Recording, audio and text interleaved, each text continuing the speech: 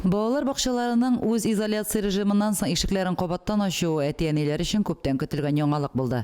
Бигрәк тә оныклар белән айдан артык мәш килгән әби-бабайлар сөенде. Кояшкай балалар бакчасында булып, балаларның көннәре ничек үтүе белән кызыксынып кайттык. Сабыйлар саны кимегән булып чыкты. Кайберәүләр илдәге пандемиядан куркып, мөмкинлекләре булганнар балаларын әле дә бакчага йөртергә курка.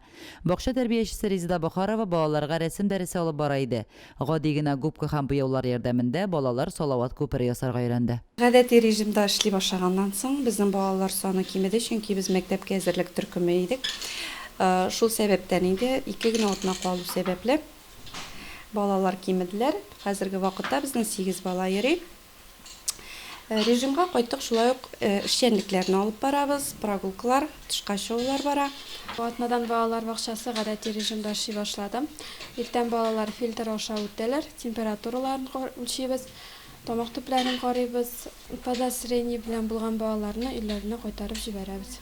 Бакчаның беренче категориялы тәрбиячесе Чулпан Хафизова дәресләре аеруча үзенчәлекле, җанлы узуы белән аерылып тора. Дәреснең биреме И хәрефенә башланган исемнәр әйтү иде.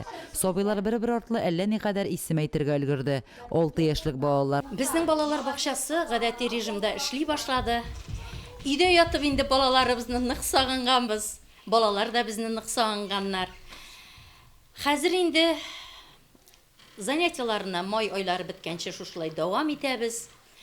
Сәламәтлекне нык итеп сакларга тырышабыз. Балаларыбызны да, үзебезне дә саклыйбыз, чөнки көн саен балалар белән аралашабыз. Балалар ата-аналар, әби-бабайлары белән аралаша. Шуңа күрә дә сәламәтлекне без беренче чиракта кайгыртырга тиешбез. Бакчада тәрбиячеләр маска перчаткалар кия, балаларны ишек төбеннән кабул итеп алалар. Саклану чараларын күрәбез, сабыйларыбызның сәламәтлеге һәр вакыт күз уңында ди.